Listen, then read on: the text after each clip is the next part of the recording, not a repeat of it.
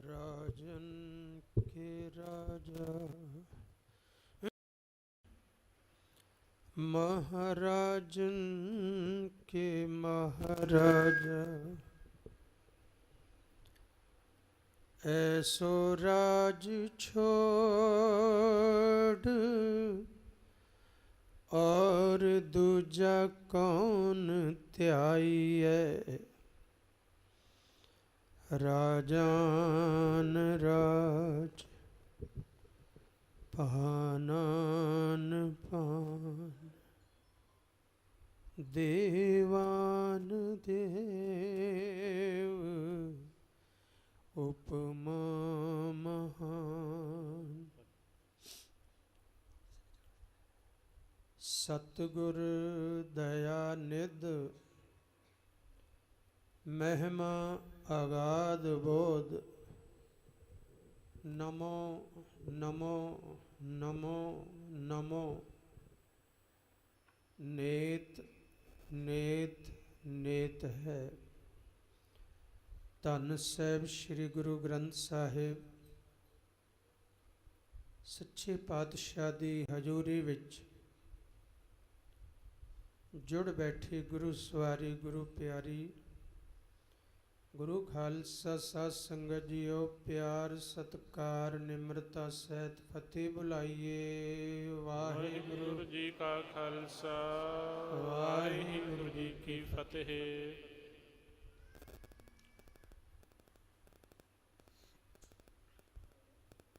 सारे गुर सिख साध संगत भागों वाले हो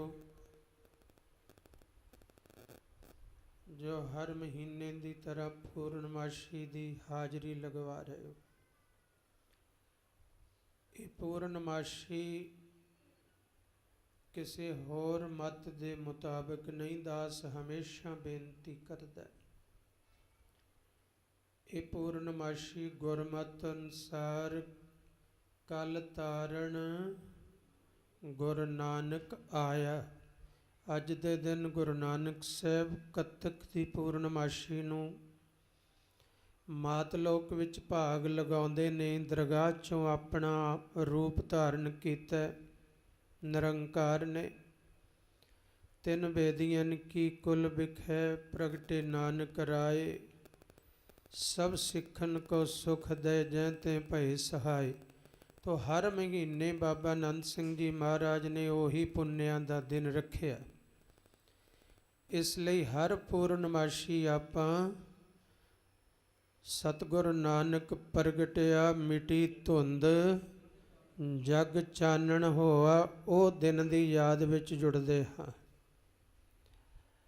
तो हर पूर्णमाशी बाबा नंद सिंह जी महाराज कहते सन, पूर्णमाशी ते हाजरी भरिया करो, दुखां दा नास हुंदा है। सतगुरु हाजरी लगवाउंदे ने, बेनतियां सुनते ने।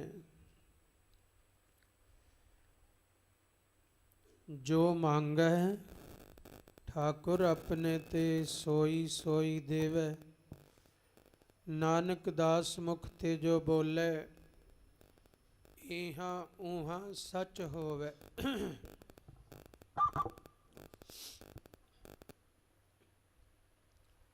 सो पूर्णमाशी दियां हाजरियां लगवा रहे हो तो साहिब श्री गुरु ग्रंथ साहिब सच्चे पातशाह ने मोहर लाई है। जो परसों के दिन तो अखंड पाठ साहिब प्रारंभ सन, अज भोग पे ने। हर महीने की तरह सतगुरु ने सेवकां दी सेवा ते मोहर लगाई। श्री मुख वाक बख्शिया। जिन्नी भी संगत चल कर आए हो, कदम कदम तुहाडा लेखे ते सतगुरु जी ने कृपा कीती है। प्रेमा भगती ते संगत दे वड्डे भागां दा जिक्र कीता है। जिसनों वो प्रेमा भगती बख्शदा है, उहदे वड्डे भाग ने। ਤੇ ਉਸ ਦੇ ਵੱਡੇ ਭਾਗਾਂ ਵਾਲੇ ਨੂੰ, ਜਿਹਦੇ ਵੱਡੇ ਭਾਗ ਨੇ, ਉਸ ਵੱਡੇ ਭਾਗਾਂ ਵਾਲੇ ਨੂੰ ਆਪਣੇ ਚਰਨੀ ਲਾ ਲੈਂਦਾ ਹੈ, ਦਰਗਾਹ ਵਿੱਚ ਸਥਾਨ ਬਖਸ਼ਦਾ ਹੈ। ਇਹ ਸਤਿਗੁਰੂ ਜੀ ਕਿਰਪਾ ਕਰਦੇ ਨੇ। ਇਹ ਜੋ ਅੱਜ ਹੁਕਮਨਾਮਾ ਬਖਸ਼ਿਆ ਤੋ ਸੰਤ ਤ੍ਰਿਲੋਚਨ ਸਿੰਘ ਜੀ ਸੰਪੂਰਨ ਸ਼ਬਦ ਆਪ ਜੀ ਨੂੰ ਸਰਵਣ ਕਰਾਉਣਗੇ। ਬਾਅਦ ਵਿੱਚ ਇੱਕ ਇੱਕ ਤੁਕ ਲੈ ਕੇ ਵਿਚਾਰ ਕਰਾਂਗੇ ਜੀ। ਸੋਰਠ ਮਹੱਲਾ ਪੰਜਵਾਂ। ਆਪਣਾ ਗੁਰੂ ਧਿਆਏ, ਮਿਲ ਕੁਸਲ ਸੇਤੀ ਘਰ ਆਏ। ਨਾਮੈ ਕੀ ਵਡਿਆਈ, ਤਿਸ ਕੀਮਤ ਕਹਿਨ ਨ ਜਾਈ। ਸੰਤ ਹੋ ਹਰ ਹਰ ਹਰ ਆਰਾਧ ਹੋ, ਹਰ ਆਰਾਧ ਸਭੋ ਕਿਛ ਪਾਈਐ। ਕਾਰਜ ਸਗਲੇ ਸਾਧ ਹੋ ਰਹਾਓ। ਪ੍ਰੇਮ ਭਗਤ ਪ੍ਰਭ ਲਾਗੀ, ਸੋ ਪਾਏ ਜਿਸ ਵਡ ਭਾਗੀ। ਜਨ ਨਾਨਕ ਨਾਮ ਧਿਆਇਆ, ਤਿਨ ਸਰਬ ਸੁਖਾਂ ਫਲ ਪਾਇਆ। ਵਾਹਿਗੁਰੂ ਜੀ ਕਾ ਖਾਲਸਾ, ਵਾਹਿਗੁਰੂ ਜੀ ਕੀ ਫਤਿਹ। ਇਹ ਸ਼ਬਦ ਸਤਿਗੁਰੂ ਜੀ ਨੇ ਹੁਕਮਨਾਮੇ ਰੂਪ ਵਿੱਚ ਬਖਸ਼ਿਸ਼ ਕੀਤਾ ਹੈ, ਮੋਹਰ ਲਗਾਈ ਹੈ ਤੁਹਾਡੀ ਭਗਤੀ ਤੇ, ਤੁਹਾਡੀ ਸੇਵਾ ਤੇ, ਤੁਹਾਡੇ ਹਾਜ਼ਰੀਆਂ ਭਰਨ ਤੇ। ਸਤਿਗੁਰੂ ਮੋਹਰਾਂ ਲਗਾਉਂਦੇ ਨੇ। ਹੁਣ ਇੱਕ ਇੱਕ ਤੁਕ ਲੈ ਕੇ ਵਿਚਾਰ ਕੀਤਾ ਜਾਵੇਗਾ ਜੀ। ਸੋਰਠ ਮਹੱਲਾ ਪੰਜਵਾਂ। ਰਾਗ ਸੋਰਠ ਵਿੱਚ ਸਾਹਿਬ ਸ੍ਰੀ ਗੁਰੂ ਅਰਜਨ ਦੇਵ ਜੀ ਮਹਾਰਾਜ ਸ਼ਹੀਦਾਂ ਦੇ ਸਰਤਾਜ, ਬਾਣੀ ਕੇ ਬੋਹਿਤ, ਸ਼ਾਂਤੀ ਦੇ ਪੁੰਜ, ਗਿਆਨ ਦੇ ਸਾਗਰ, ਭਾਣੇ ਦੀ ਮੂਰਤ, ਸਤਿਗੁਰੂ ਪੰਜਵੇਂ ਗੁਰੂ ਨਾਨਕ ਸਾਹਿਬ ਸ੍ਰੀ ਗੁਰੂ ਅਰਜਨ ਦੇਵ ਜੀ ਮਹਾਰਾਜ ਸਾਨੂੰ ਪ੍ਰੇਮਾ ਭਗਤੀ ਤੇ ਗੁਰੂ ਦੇ ਧਿਆਉਣ ਦਾ ਤੇ ਚਰਨਾਂ ਨਾਲ ਪਿਆਰ ਕਰਨ ਦਾ ਮਹਾਤਮ ਦਰਸਾ ਰਹੇ ਹਨ ਜੀ। ਆਪਣਾ ਗੁਰੂ ਧਿਆਏ। ਇਸ ਸ਼ਬਦ ਵਿੱਚ ਆ ਜੋ ਤੁਕ ਹੈ ਇਹ ਮੁੱਖ ਹੈ। ਆਪਣਾ ਗੁਰੂ ਧਿਆਏ, ਸਾਰੇ ਸ਼ਬਦ ਦੇ ਭਾਵ ਫਿਰ ਇਹਦੇ ਨਾਲ ਹੀ ਜੁੜੇ ਨੇ। ਇਹ ਸਮਝੋ ਮੁੱਖ ਹੈ ਇਹਦੇ 'ਚ। ਜੋ ਵੀ ਸਾਧਕ, ਜੋ ਵੀ ਗੁਰਸਿੱਖ, ਜੋ ਮਨੁੱਖ ਆਪਣੇ ਗੁਰੂ ਦਾ ਧਿਆਨ ਕਰਦਾ ਹੈ, ਸਾਰਾ ਸ਼ਬਦ ਇਸ ਗੱਲ ਦੇ ਆਲੇ ਦੁਆਲੇ, ਇਸੇ ਗੱਲ ਦੀ ਮਹਿਮਾ ਹੈ। ਆਪਣਾ ਗੁਰੂ ਧਿਆਏ। ਜਿਹੜਾ ਵੀ ਗੁਰਸਿੱਖ, ਜਿਹੜਾ ਸਾਧਕ ਆਪਣੇ ਗੁਰੂ ਨੂੰ ਧਿਆਉਂਦਾ ਹੈ, ਦਾਸ ਬੇਨਤੀ ਕਰੇ ਇਹਦੇ ਵਿੱਚ ਹੋਰ ਵੀ ਗਹਿਰਾਈ ਹੈ। ਕਈ ਵਾਰੀ ਜੀਵਨ ਜਿਉਂਦਿਆਂ ਜਿਉਂਦਿਆਂ ਜਦੋਂ ਆਪਣਾ ਗੁਰੂ ਧਿਆ ਹੀ ਰਹੇ ਹੁੰਦੇ ਆ, ਕਿਉਂਕਿ ਗੁਰਸਿੱਖ ਦਾ ਗੁਰੂ ਹੈ ਗੁਰੂ ਗ੍ਰੰਥ ਸਾਹਿਬ, ਗੁਰੂ ਗ੍ਰੰਥ ਸਾਹਿਬ ਜੀ ਨਾਲ ਜੁੜਿਆ ਹੋਇਆ। ਪਰ ਕਈ ਵਾਰੀ ਐਸੀ ਕੋਈ ਅੜਚਨ ਜੀਵਨ 'ਚ ਆ ਜਾਂਦੀ ਹੈ, ਮਨ ਡੋਲ ਜਾਂਦਾ ਹੈ, ਉਸ ਵੇਲੇ ਗੁਰੂ ਨੂੰ ਛੱਡ ਕੇ ਕੋਈ ਹੋਰ ਜਗ੍ਹਾ ਜਾਣ ਦਾ ਵੀ ਮਨ ਬਣਦਾ ਹੈ। ਤੋ ਉਹ ਜਿਹੜੇ ਡੋਲ ਜਾਂਦੇ ਨੇ, ਸਤਿਗੁਰੂ ਕਹਿੰਦੇ ਉਹ ਆਪਣਾ ਗੁਰੂ ਧਿਆਏ ਵਿੱਚ ਨਹੀਂ ਆਉਂਦੇ।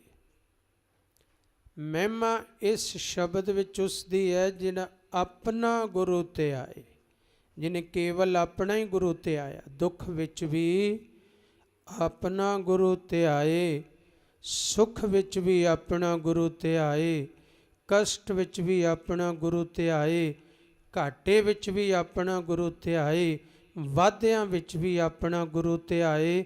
ਤੋ ਜਿਹੜਾ ਵੀ ਇਨਸਾਨ ਇਸ ਸਿਦਕ ਵਿੱਚ ਪੂਰਾ ਉਤਰ ਜਾਂਦਾ ਹੈ, ਇਸ ਕਮਾਈ ਵਿੱਚ ਚੱਲ ਪੈਂਦਾ ਹੈ, ਆਪਣੇ ਗੁਰੂ ਤੋਂ ਬਿਨਾਂ ਉਹਨੂੰ ਦਿਸਦਾ ਹੀ ਕੁਝ ਨਹੀਂ ਹੈ।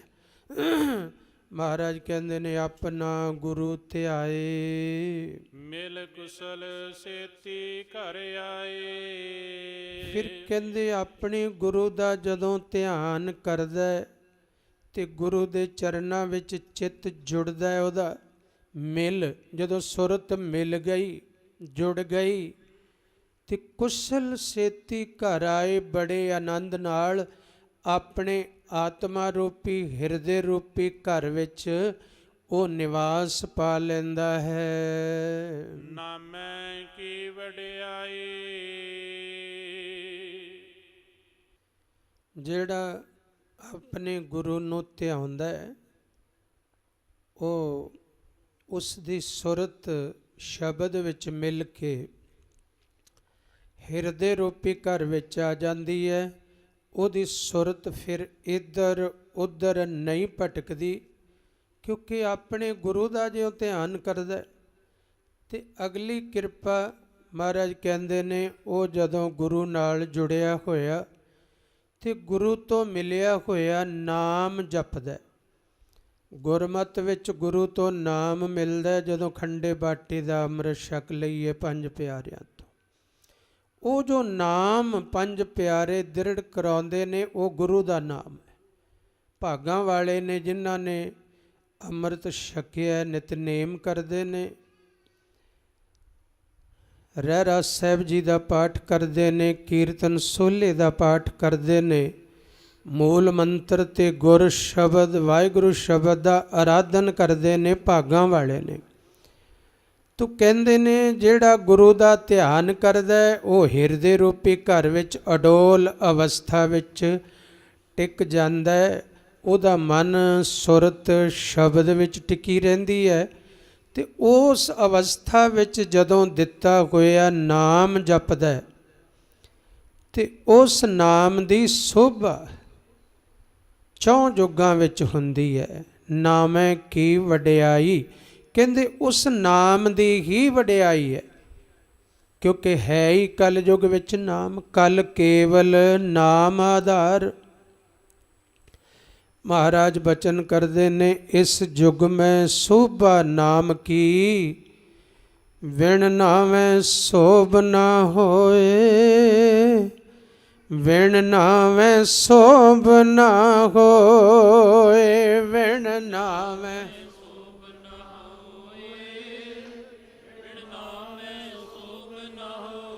ਬੀਬੀਆਂ।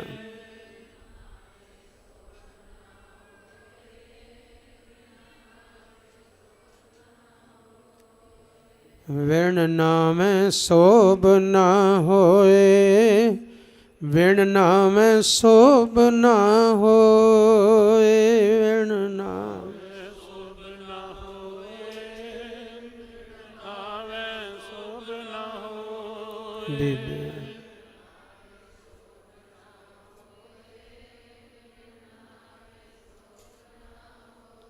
ਤੋ ਸਤਿਗੁਰੂ ਜੀ ਬਚਨ ਕਰਦੇ ਨੇ ਨਾਮੈ ਕੀ ਵਡਿਆਈ। ਵਡਿਆਈ ਮਤਲਬ ਸੋਭਾ। ਜਿਹੜਾ ਨਾਮ ਜਪ ਲਏਗਾ ਸੋਭਾ ਉਹਦੀ ਹੋਣੀ ਹੈ, ਕਿਉਂਕਿ ਨਾਮ ਸੋਭਾ। ਨਾਮ ਦਾ ਮਤਲਬ ਵੀ ਆਪਾਂ ਕਹਿੰਦੇ ਫਲਾਣੇ ਦਾ ਬੜਾ ਨਾਮ, ਭਾਵ ਸੋਭਾ। ਤੋ ਜਿਹੜਾ ਨਾਮ ਨਾਲ ਜੁੜ ਗਿਆ, ਨਾਮ ਦਾ ਇੱਕ ਅਰਥ ਹੈ ਪ੍ਰਸਿੱਧੀ। ਪਰਮੇਸ਼ਰ ਦੇ ਇੱਕ ਓਂਕਾਰ ਨਾਮ ਦਾ ਜੋ ਅਰਥ ਹੈ ਸਤ ਨਾਮ, ਮੂਲ ਮੰਤਰ ਵਿੱਚ ਉਹਦਾ ਮਤਲਬ ਹੈ ਇਹ ਸਤ ਹੈ, ਤਿੰਨ ਕਾਲ ਨਾਮ। ਸਤ ਦਾ ਮਤਲਬ ਤਿੰਨ ਕਾਲ ਰਹਿਣ ਵਾਲਾ, ਭਾਵ ਉਹਦੀ ਸੋਭਾ, ਉਹਦਾ ਨਾਮ ਤਿੰਨ ਕਾਲ ਰਹੇਗਾ। ਸਤ ਨਾਮ ਭੂਤ ਕਾਲ 'ਚ ਵੀ, ਵਰਤਮਾਨ ਕਾਲ 'ਚ ਵੀ, ਭਵਿੱਖ ਕਾਲ ਵਿੱਚ ਵੀ। ਭੂਤ, ਭਵਿੱਖ, ਵਰਤਮਾਨ, ਪਾਸਟ, ਪ੍ਰੈਜ਼ੈਂਟ, ਫਿਊਚਰ, ਸਾਰਿਆਂ ਵਿੱਚ ਉਹਦੀ ਸੋਭਾ ਰਹਿਣੀ ਰਹਿਣੀ ਹੈ ਨਾਮ ਦੀ। ਤੋ ਜਿਹੜਾ ਨਾਮ ਨਾਲ ਜੁੜ ਗਿਆ ਫਿਰ ਉਹਦੀ ਸੋਭਾ। ਨੌਵੇਂ ਪਾਤਸ਼ਾਹ ਤਾਂ ਕਹਿੰਦੇ ਨੇ ਜਿਹੜੇ ਨਾਮ ਜਪਦੇ ਨੇ ਤੇ ਮੂਰਤ ਭਗਵਾਨ, ਜਿਹੜੇ ਨਾਮ ਨਾਲ ਜੁੜ ਗਏ ਉਹ ਤਾਂ ਭਗਵਾਨ ਦੀ ਹੀ ਮੂਰਤ ਹੋ ਗਏ ਹਨ। ਤੋ ਨਾਮੈ ਕੀ ਵਡਿਆਈ, ਨਾਮ ਦੀ ਹੀ ਵਡਿਆਈ ਹੈ। ਸਾਹਿਬ ਸ੍ਰੀ ਗੁਰੂ ਤੇਗ ਬਹਾਦਰ ਸਾਹਿਬ ਸੱਚੇ ਪਾਤਸ਼ਾਹ 26 ਵਰੇ ਭੋਰੇ ਵਿੱਚ ਬੈਠ ਕੇ ਤਪ ਕਰ ਰਹੇ ਨੇ, ਕਿਉਂਕਿ ਨਾਮ ਦੀ ਵਡਿਆਈ ਹੈ। ਇਹ ਗੱਲ ਅੰਦਰ ਬੈਠੀ ਹੈ ਕਿ ਵਡਿਆਈ ਤਾਂ ਨਾਮ ਨੂੰ ਮਿਲਣੀ ਹੈ। ਜਿਹਨੇ ਨਾਮ ਨੂੰ ਵਡਿਆਈ ਦੇ ਦਿੱਤੀ, ਨਾਮ ਉਸ ਨੂੰ ਵਡਿਆਈ ਦੇ ਦਿੰਦਾ ਹੈ। ਜਿਸ ਨੇ ਨਾਮ ਨੂੰ ਉੱਚਾ ਜਾਣ ਲਿਆ, ਨਾਮ ਉਸ ਨੂੰ ਉੱਚਿਆਂ ਕਰ ਦਿੰਦਾ ਹੈ। ਸਾਹਿਬ ਸ੍ਰੀ ਗੁਰੂ ਤੇਗ ਬਹਾਦਰ ਸਾਹਿਬ ਪਾਤਸ਼ਾਹ ਬਾਬੇ ਬਕਾਲੇ ਜਦੋਂ ਅਜੇ ਸ਼ਾਦੀ ਹੋਈ ਛੋਟੀ ਹੋਈ ਉਮਰ ਹੈ, ਧਰਮ ਪਤਨੀ ਨੇ ਮਾਤਾ ਗੁਜਰੀ ਜੀ ਇੱਕ ਦਿਨ ਕਹਿੰਦੇ ਨੇ ਮੇਰਾ ਦਿਲ ਕਰਦਾ ਕਿ ਮੈਂ ਬਹੁਤੀ ਦੇਰ ਭੋਰੇ ਵਿੱਚ ਰਿਹਾ ਕਰਾਂ, ਨਾਮ ਜਪਾਂ। ਬਹੁਤਾ ਸੰਸਾਰ ਨੂੰ ਮਿਲਣ ਦਾ ਦਿਲ ਨਹੀਂ ਕਰਦਾ, ਕਿਧਰੇ ਕੋਈ ਜ਼ਰੂਰੀ ਕਾਰਜ ਹੋਵੇ ਤੇ ਜਾਵਾਂ, ਪਰ ਬਾਕੀ ਸਮਾਂ ਆਪਣਾ ਬੰਦਗੀ ਵਿੱਚ ਗੁਜ਼ਾਰਾਂ, ਨਾਮ ਵਿੱਚ ਗੁਜ਼ਾਰਾਂ। ਮਾਤਾ ਗੁਜਰੀ ਜੀ ਕਹਿਣ ਲੱਗੇ, ਹੇ ਮਾਲਕ ਜੀ, ਹੇ ਪਤੀ ਦੇਵ, ਜਿਸ ਤਰ੍ਹਾਂ ਆਪ ਜੀ ਦਾ ਮਨ ਹੈ, ਜਿਵੇਂ ਆਪ ਜੀ ਦੀ ਇੱਛਾ ਹੈ। ਤੋ ਸਾਹਿਬ ਸ੍ਰੀ ਗੁਰੂ ਤੇਗ ਬਹਾਦਰ ਜੀ ਨੇ ਕਿਹਾ, ਠੀਕ ਹੈ ਫਿਰ, ਪਰ ਤੁਹਾਨੂੰ ਕੁਰਬਾਨੀ ਕਰਨੀ ਪਵੇਗੀ ਕਿ ਭੋਰਾ ਸਾਹਿਬ ਦੇ ਵਿੱਚ ਜਦੋਂ ਮੈਂ ਬੈਠਾਂਗਾ, ਭੋਰੇ ਵਿੱਚ ਬਸਤਰ ਅੰਦਰ ਰੱਖ ਦੇਣੇ, ਅੰਦਰ ਆਉਣਾ ਨਹੀਂ ਕਿਸੇ ਨੇ। ਇੱਕ ਸਮੇਂ ਜਾਂ 2 ਸਮੇਂ ਜਿੰਨਾ ਉਹਨਾਂ ਨੇ ਭੋਜਨ ਕਹਿਣਾ ਸੀ, ਉਹ ਭੋਜਨ ਅੰਦਰ ਰੱਖ ਦੇਣਾ, ਬਰਤਨ ਚੁੱਕ ਲੈਣੇ, ਦਹਲੀਜ਼ ਤੋਂ ਅੰਦਰ ਨਹੀਂ ਆਉਣਾ। ਤੋ ਧਨ ਹੈ ਮਾਤਾ ਗੁਜਰੀ ਜੀ। ਸ਼ਾਦੀ ਹੋਇਆਂ ਕੁਝ ਦੇਰ ਹੀ ਹੋਈ ਹੈ, ਤੇ ਇਸ ਉਮਰ ਵਿੱਚ ਪਤੀ ਦੇਵ ਇਹ ਕਹਿ ਰਹੇ ਨੇ ਕਿ ਮੈਂ ਭੋਰੇ ਵਿੱਚ ਬਹਿਣਾ, ਤੁਸੀਂ ਦਹਲੀਜ਼ ਨਹੀਂ ਟੱਪਣੀ। ਇਹ ਬੜਾ ਵੱਡਾ ਤਪ ਹੈ। ਦਾਸ ਬੇਨਤੀ ਕਰਿਆ ਕਰਦਾ ਹੈ ਕਿ ਸਾਹਿਬ ਸ੍ਰੀ ਗੁਰੂ ਤੇਗ ਬਹਾਦਰ ਸਾਹਿਬ ਪਾਤਸ਼ਾਹ ਦਾ ਤਪ ਤਾਂ ਹੈ ਹੀ, ਪਰ ਮਾਤਾ ਗੁਜਰੀ ਜੀ ਦਾ ਤਪ ਵੀ ਕੋਈ ਛੋਟਾ ਨਹੀਂ, ਛੋਟਾ ਨਹੀਂ। ਹਰ ਸਮੇਂ ਧਿਆਨ ਰੱਖਣਾ, ਕੋਈ ਅੰਦਰ ਨਾ ਜਾਵੇ, ਪਹਿਰਾ ਵੀ ਰੱਖਣਾ, ਕੋਈ ਅੰਦਰੋਂ ਆਵਾਜ਼ ਆਵੇ, ਜ਼ਰੂਰਤ ਪਵੇ ਕੋਈ ਅੰਦਰੋਂ, ਉਹਦਾ ਧਿਆਨ ਰੱਖਣਾ। ਬਸਤਰ ਸਮੇਂ ਸਿਰ ਦੇਣੇ ਨੇ, ਭੋਜਨ ਸਮੇਂ ਸਿਰ ਦੇਣਾ ਹੈ। ਤੋ ਇਹ ਬੜੀ ਵੱਡੀ ਬੰਦਗੀ ਹੈ। ਤੋ ਐਸਾ ਨਹੀਂ ਕਿ ਉਹ ਵਿਹਲੇ ਹੀ ਰਹਿੰਦੇ ਹੋਣਗੇ, ਰਸਨਾ ਤੇ ਨਾਮ ਹੁੰਦਾ ਹੋਏਗਾ, ਹੱਥਾਂ ਵਿੱਚ ਸੇਵਾ ਹੁੰਦੀ ਹੋਏਗੀ। ਉਹ ਧੰਨ ਮਾਤਾ ਗੁਜਰੀ ਜੀ ਜਿਹੜੇ ਐਸੀ ਘਾੜਤ ਵਿੱਚ ਘੜੇ ਜਾ ਰਹੇ ਨੇ, ਐਵੇਂ ਤਾਂ ਨਹੀਂ। ਦੁਸ਼ਟ ਦਮਨ ਜੀ ਨੇ, ਕਲਗੀਧਰ ਪਿਤਾ ਨੇ, ਗੁਰੂ ਗੋਬਿੰਦ ਸਿੰਘ ਜੀ ਮਹਾਰਾਜ ਨੇ ਅਵਤਾਰ ਧਾਰਿਆ ਉਹਨਾਂ ਦੀ ਕੁੱਖ ਤੋਂ। ਬੜੀ ਵੱਡੀ ਘਾੜਤ ਘੜੀ ਜਾ ਰਹੀ ਹੈ। ਬਚਿੱਤਰ ਨਾਟਕ ਵਿੱਚ ਗੁਰੂ ਗੋਬਿੰਦ ਸਿੰਘ ਜੀ ਮਹਾਰਾਜ ਆਪ ਜ਼ਿਕਰ ਕਰਦਿਆਂ ਕਹਿੰਦੇ ਨੇ, ਜਦੋਂ ਆਪਣੀ ਕਥਾ ਕਹਿੰਦੇ ਨੇ, ਅਬ ਮੈਂ ਆਪਣੀ ਕਥਾ ਬਖਾਨੋ ਤਪ ਸਾਧਤ ਜਿਹ ਬਿਦ ਮੋਹੇ ਆਨੋ। ਜਿਸ ਤਰੀਕੇ ਨਾਲ ਤਪ ਕਰਦਿਆਂ ਮੈਨੂੰ ਨਿਰੰਕਾਰ ਨੇ ਬੁਲਾਇਆ, ਫਿਰ ਮੈਨੂੰ ਮਾਤ ਲੋਕ ਵਿੱਚ ਭੇਜਿਆ।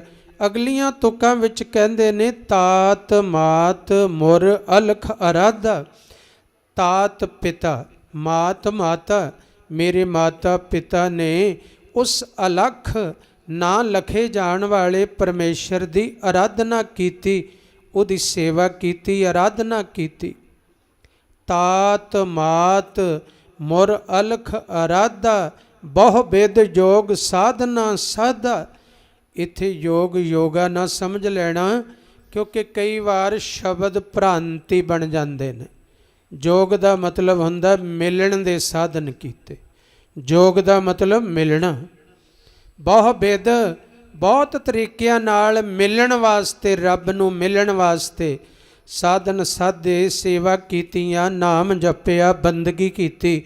ਤੋ ਇਤਿਹਾਸ ਵਿੱਚ ਜ਼ਿਕਰ ਆਉਂਦਾ 26 ਸਾਲ 9 ਮਹੀਨੇ ਕੁਝ ਦਿਨ ਗੁਰੂ ਤੇਗ ਬਹਾਦਰ ਜੀ ਉੱਥੇ ਭੋਰੇ ਵਿੱਚ ਬੈਠੇ। ਹਾਲਾਂਕਿ ਉਦੋਂ ਗੁਰੂ ਨਹੀਂ ਸਨ। ਉਦੋਂ ਸਾਹਿਬ ਸ੍ਰੀ ਗੁਰੂ ਹਰਗੋਬਿੰਦ ਸਾਹਿਬ ਜੀ ਨੇ ਇਹਨਾਂ ਨੂੰ, ਮਾਤਾ ਨਾਨਕੀ ਜੀ ਨੂੰ, ਜੋ 6ਵੇਂ ਪਾਤਸ਼ਾਹ ਦੇ ਧਰਮ ਪਤਨੀ ਸਨ, ਗੁਰੂ ਤੇਗ ਬਹਾਦਰ ਜੀ ਦੇ ਮਾਤਾ ਜੀ ਸਨ, ਇਹਨਾਂ ਨੂੰ ਬਚਨ ਕਰ ਦਿੱਤਾ ਸੀ ਕਿ ਤੁਸੀਂ ਹੁਣ ਚਲੇ ਜਾਓ ਇੱਥੋਂ ਸਾਡੇ ਕੋਲ, ਤੁਸੀਂ ਬਾਬੇ ਬਕਾਲੇ ਚਲੇ ਜਾਓ। ਤੇ ਮਹਾਰਾਜ ਨੇ ਇੱਕ ਗੁਰਬਾਣੀ ਦੀ ਪੋਥੀ ਦਿੱਤੀ ਸੀ ਤੇ ਇੱਕ ਰੁਮਾਲ ਦਿੱਤਾ ਸੀ ਤੇ ਇੱਕ ਸ੍ਰੀ ਸਾਹਿਬ ਛੋਟੀ ਦਿੱਤੀ ਸੀ। ਇਹ ਬਚਨ ਕੀਤਾ ਸੀ ਕਿ ਇਹ ਇਹਨਾਂ ਲਈ ਬਖਸ਼ਿਸ਼ਾਂ ਨੇ ਦਿੱਤੀਆਂ ਮਾਤਾ ਜੀ ਨੂੰ। ਤੋ ਝਾਤੀ ਮਾਰੋ, ਉਹੀ ਛੋਟੀ ਕਿਰਪਾਨ ਜੰਗਾਂ ਯੁੱਧਾਂ ਵਿੱਚ ਤੇਗ ਬਣ ਗਈ, ਜਿੱਥੋਂ ਨਾਮ ਤੇਗ ਬਹਾਦਰ ਪਿਆ। ਉਹੀ ਛੋਟਾ ਰੁਮਾਲ ਹਿੰਦ ਦੀ ਚਾਦਰ ਬਣ ਗਿਆ। ਕਮਾਈ ਨਾਲ ਵਧਾਇਆ, ਦਿੱਤਾ ਛੋਟਾ ਰੁਮਾਲ, ਇਸ਼ਾਰੇ ਨੇ ਸਾਖੀ ਵਿੱਚ। ਗੁਰੂ ਛੋਟੀ ਜੀ ਬਖਸ਼ਿਸ਼ ਦੇਵੇ, ਅਸੀਂ ਕਮਾਈ ਨਾਲ ਉਸ ਨੂੰ ਵਧਾ ਲਈਏ, ਇਹ ਵੀ ਇਸ਼ਾਰਾ ਇਸ ਵਿੱਚ। ਰੁਮਾਲ ਮਿਲਿਆ ਸੀ ਤੇ ਰੁਮਾਲ ਕਿੱਡਾ ਵੱਡਾ ਬਣ ਗਿਆ। ਗੁਰੂ ਤੇਗ ਬਹਾਦਰ ਹਿੰਦ ਦੀ, ਕਹਿ ਦਿਓ ਸਾਰੇ, ਗੁਰੂ ਤੇਗ ਬਹਾਦਰ ਹਿੰਦ ਦੀ ਚਾਦਰ।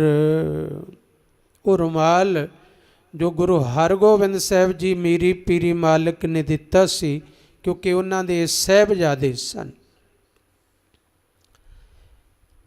ਫਿਰ ਗੁਰਬਾਣੀ ਦੀ ਪੋਥੀ ਧੁਰ ਕੀ ਬਾਣੀ ਬਣ ਗਈ। ਫਿਰ ਸਤਿਗੁਰੂ ਨੇ ਗੁਰਬਾਣੀ ਰਚਨ ਕੀਤੀ, ਪੋਥੀ ਤੋਂ ਗ੍ਰੰਥ ਬਣ ਗਏ, ਵਾਧਾ ਹੋਇਆ। ਤੂੰ ਭੋਰੇ ਵਿੱਚ ਤਪ ਕਰ ਰਹੇ ਨੇ। ਇੱਧਰ 8ਵੇਂ ਪਾਤਸ਼ਾਹ ਸਾਹਿਬ ਸ੍ਰੀ ਗੁਰੂ ਹਰਕ੍ਰਿਸ਼ਨ ਸਾਹਿਬ ਦਿੱਲੀ ਵਿਖੇ ਜਦੋਂ ਦਰਗਾਹ ਨੂੰ ਜਾ ਰਹੇ ਨੇ। ਜੇ ਅੱਜ ਆਪਾਂ ਸਾਰੀ ਕਹਾਣੀ ਬੋਲਦੇ ਹਾਂ, ਸਾਰੀ ਸਾਖੀ ਕਹਿੰਦੇ ਹਾਂ, ਸਾਰਾ ਇਤਿਹਾਸ ਕਹਿੰਦੇ ਹਾਂ, ਦੇਰ ਬੜੀ ਲੱਗੀ। ਸਾਹਿਬ ਸ੍ਰੀ ਗੁਰੂ ਹਰਕ੍ਰਿਸ਼ਨ ਸਾਹਿਬ ਪਾਤਸ਼ਾਹ ਜਦੋਂ ਦਿੱਲੀ ਵਿੱਚ ਪਰਉਪਕਾਰ ਕਰਦੇ ਕਰਦੇ ਬਿਮਾਰੀ ਫੈਲ ਗਈ ਸੀ ਚੇਚਕ ਦੀ, ਸਤਿਗੁਰੂ ਜੀ ਗਲੀਆਂ ਮੁਹੱਲਿਆਂ ਵਿੱਚ ਜਾ ਕੇ ਲਾਸ਼ਾਂ ਨੂੰ ਵੀ ਸੰਭਾਲਦੇ, ਫਿਰ ਇਲਾਜ ਵੀ ਕਰਦੇ ਸਭ ਦਾ। ਫਿਰ ਜਦੋਂ ਉਹਦੇ 'ਤੇ ਕਾਬੂ ਨਾ ਪਿਆ, ਐਸੀ ਮਹਾਂਮਾਰੀ ਫੈਲ ਗਈ, ਫਿਰ ਗੁਰੂ ਜੀ ਨੇ ਅਗੰਮੀ ਕਿਰਪਾ ਵੀ ਕੀਤੀ। ਫਿਰ ਨਾਮ ਦਾ ਅੰਮ੍ਰਿਤ ਬੰਗਲਾ ਸਾਹਿਬ ਵਿਖੇ ਇੱਥੇ ਚੁਬੱਚਾ ਬਣਵਾਇਆ। ਚੁਬੱਚਾ ਬਣਵਾ ਕੇ ਸਤਿਗੁਰੂ ਜੀ ਨੇ ਉਹਦੇ ਵਿੱਚ ਆਪਣੇ ਚਰਨ ਪਾਏ, ਚਰਨਾਂ ਦਾ ਅੰਮ੍ਰਿਤ। ਮਹਾਰਾਜ ਨੇ ਬਚਨ ਕੀਤਾ, ਜਿਹੜਾ ਵੀ ਇਹਦੇ ਵਿੱਚ ਬਸਤਰ ਭਿਉਂ ਕੇ, ਰੁਮਾਲ ਭਿਉਂ ਕੇ ਆਪਣੇ ਸਰੀਰ 'ਤੇ ਮਲੇਗਾ, ਉਹਦੀ ਚੇਚਕ ਉਤਰ ਜਾਏਗੀ। ਜਿਹੜਾ ਇਸ ਅੰਮ੍ਰਿਤ ਨੂੰ ਭਾਵਨਾ ਨਾਲ ਪੀ ਲਵੇਗਾ, ਉਹਦੀ ਚੇਚਕ ਉਤਰ ਜਾਏਗੀ। ਅੱਜ ਵੀ ਤੁਸੀਂ ਕਈ ਵਾਰ ਟੀਵੀ ਚੈਨਲ 'ਤੇ ਵੀ ਦੇਖਦੇ ਹੋ, ਬੰਗਲਾ ਸਾਹਿਬ ਬਾਹਰ ਜਦੋਂ ਪਰਿਕਰਮਾ ਕਰਕੇ ਬਾਹਰ ਨਿਕਲੀਦਾ, ਉੱਥੇ ਹੁਣ ਵੀ ਅੰਮ੍ਰਿਤ ਉਵੇਂ ਦਿੱਤਾ ਜਾਂਦਾ ਹੈ, ਉਵੇਂ ਅੰਮ੍ਰਿਤ ਦਿੱਤਾ ਜਾਂਦਾ ਹੈ। ਅਖੀਰ 'ਤੇ ਸਰਕਾਰਾਂ ਦੀ ਚਾਲ ਚੱਲੀ। ਸਤਿਗੁਰੂ ਸਾਹਿਬ ਸ੍ਰੀ ਗੁਰੂ ਹਰਕ੍ਰਿਸ਼ਨ ਸਾਹਿਬ ਜੀ ਨੂੰ ਔਰੰਗਜ਼ੇਬ ਨੇ ਸਲੋ ਪੋਇਜ਼ਨ ਕਿਸੇ ਦੀ ਰਾਹੀਂ ਮਹਾਰਾਜ ਨੂੰ ਜ਼ਹਿਰ ਦਿੱਤੀ ਗਈ। ਉਸ ਕਾਰਨ ਗੁਰੂ ਜੀ ਦੇ ਸਰੀਰ 'ਤੇ ਵੀ ਉਵੇਂ ਜਿਵੇਂ ਉਹ ਫਲੂਹੇ ਨਿਕਲ ਆਏ। ਫਿਰ ਸਤਿਗੁਰੂ ਜੀ ਬੰਗਲਾ ਸਾਹਿਬ ਨੂੰ ਛੱਡ ਕੇ ਅੱਜ ਕੱਲ੍ਹ ਜਿੱਥੇ ਬਾਲਾ ਸਾਹਿਬ ਗੁਰਦੁਆਰਾ ਹੈ, ਇਹ ਉਦੋਂ ਨਗਰ ਸੀ, ਇੱਥੇ ਛੋਟਾ ਜਿਹਾ ਨਗਰ ਸੀ, ਉੱਥੇ ਜਾ ਕੇ ਮਹਾਰਾਜ ਬਿਰਾਜਮਾਨ ਹੋ ਗਏ, ਉੱਥੇ ਰਿਹਾਇਸ਼ ਰੱਖ ਲਈ। ਕਿਉਂਕਿ ਇੱਥੇ ਆਏ ਦਿਨ ਔਰੰਗਜ਼ੇਬ ਦਰਸ਼ਨ ਕਰਨ ਦੀ ਜਿੱਦ ਕਰਦਾ ਸੀ, ਪਰ ਗੁਰੂ ਹਰਕ੍ਰਿਸ਼ਨ ਸਾਹਿਬ ਜੀ ਨੇ ਠਾਣੀ ਸੀ, ਸੰਕਲਪ ਸੀ ਕਿ ਮੈਂ ਔਰੰਗਜ਼ੇਬ ਦੇ ਮੱਥੇ ਨਹੀਂ ਲੱਗਣਾ। ਤੇ ਇੱਥੇ ਆਏ ਦਿਨ ਇਹ ਰਾਜਾ ਜੈ ਸਿੰਘ ਦਾ, ਜੈਪੁਰੀਏ ਦਾ ਬੰਗਲਾ ਸੀ, ਇਹਦੇ ਵਿੱਚ ਆ ਜਾਂਦਾ ਸੀ। ਇੱਕ ਦਿਨ ਗੁਰੂ ਸਾਹਿਬ ਦੇ ਕਮਰੇ ਦੇ ਬਾਹਰ ਅੱਧੀ ਘੜੀ ਖਲੋਤਾ ਰਿਹਾ, 10-12 ਮਿੰਟ ਔਰੰਗਜ਼ੇਬ। ਗੁਰੂ ਸਾਹਿਬ ਨੇ ਦਰਵਾਜ਼ਾ ਹੀ ਨਹੀਂ ਖੋਲ੍ਹਿਆ। ਤੋ ਇਵੇਂ ਉਹ ਵਧੀਕੀਆਂ ਕਰਨ ਲੱਗ ਪਿਆ ਸੀ, ਜਿੱਦ ਕਰਨ ਲੱਗ ਪਿਆ ਸੀ, ਮੈਂ ਦਰਸ਼ਨ ਕਰਨੇ ਨੇ। ਤੇ ਗੁਰੂ ਜੀ ਨੇ ਕਿਹਾ ਅਸੀਂ ਇਹਨੂੰ ਦਰਸ਼ਨ ਨਹੀਂ ਦੇਣੇ। ਫਿਰ ਮਹਾਰਾਜ ਉਸ ਨਗਰ ਵਿੱਚ ਜਾ ਕੇ ਟਿਕਾਣਾ ਕਰ ਲਿਆ ਜਿੱਥੇ ਅੱਜ ਕੱਲ੍ਹ ਬਾਲਾ ਸਾਹਿਬ ਗੁਰਦੁਆਰਾ। ਫਿਰ ਸਤਿਗੁਰੂ ਜੀ ਸੰਗਤਾਂ ਦਾ ਉਧਾਰ ਕਰਦੇ ਰਹੇ। ਤਕਰੀਬਨ ਚੇਚਕ ਦਿੱਲੀ ਵਿੱਚੋਂ ਖੰਭ ਲਾ ਕੇ ਉੱਡ ਗਈ, ਲੋਕੀ ਨਿਰੋਗ ਹੋ ਗਏ। ਸਤਿਗੁਰੂ ਨੇ ਦਇਆ ਕੀਤੀ, ਪਰਉਪਕਾਰ ਕੀਤੇ। ਫਿਰ ਉਸ ਤੋਂ ਬਾਅਦ ਸਤਿਗੁਰੂ ਜੀ ਨੂੰ ਉਹ ਚੇਚਕ ਵੱਧ ਗਈ, ਬੁਖਾਰ ਵੱਧ ਗਿਆ। ਫਿਰ ਇੱਕ ਦਿਨ ਸਤਿਗੁਰੂ ਜੀ ਨੇ ਅਚਾਨਕ ਆਪਣੀ ਮੌਜ ਵਿੱਚ ਕਹਿ ਦਿੱਤਾ ਕਿ ਅਸੀਂ ਹੁਣ ਦਰਗਾਹ ਨੂੰ ਜਾਣਾ ਹੈ, ਅਸੀਂ ਸੱਚਖੰਡ ਨੂੰ ਜਾਣਾ। ਉਸ ਵੇਲੇ ਸਤਿਗੁਰੂ ਦੀ ਤਕਰੀਬਨ ਉਮਰ ਪੌਣੇ 9 ਸਾਲ ਦੀ ਹੈ, ਪੌਣੇ 9 ਸਾਲ ਦੀ ਉਮਰ। ਮਾਤਾ ਕ੍ਰਿਸ਼ਨ ਕੌਰ ਜੀ ਦੀ ਗੋਦੀ ਵਿੱਚ ਸੀਸ ਰੱਖਿਆ ਹੋਇਆ ਹੈ। ਅੰਤਮ ਸਮੇਂ ਸੰਗਤਾਂ ਬੈਠੀਆਂ ਹੋਈਆਂ ਨੇ, ਸਾਰੀਆਂ ਸੰਗਤਾਂ ਦੇ ਅੱਖਾਂ ਵਿੱਚ ਹੰਝੂ ਨੇ, ਸਾਰੀ ਸੰਗਤ ਵਿਰਲਾਪ ਕਰ ਰਹੀ ਹੈ। ਮਾਤਾ ਕ੍ਰਿਸ਼ਨ ਕੌਰ ਜੀ ਵਿਰਲਾਪ ਕਰ ਰਹੇ ਨੇ ਤੇ ਗੁਰੂ ਹਰਕ੍ਰਿਸ਼ਨ ਸਾਹਿਬ ਪਾਤਸ਼ਾਹ ਮਾਤਾ ਜੀ ਨੂੰ ਕਹਿੰਦੇ, ਮਾਤਾ ਜੀ ਕਿਉਂ ਰੋ ਰਹੇ ਹੋ? ਮਾਤਾ ਜੀ ਕਹਿੰਦੇ, ਬੇਟਾ ਤੁਸੀਂ ਮੇਰੇ ਬੇਟੇ ਵੀ ਹੋ, ਜੇ ਮੇਰੇ ਸਤਿਗੁਰੂ ਹੋ, 8ਵੇਂ ਗੁਰੂ ਨਾਨਕ ਹੋ, ਤੇ ਮੇਰੇ ਪੁੱਤਰ ਵੀ ਹੋ।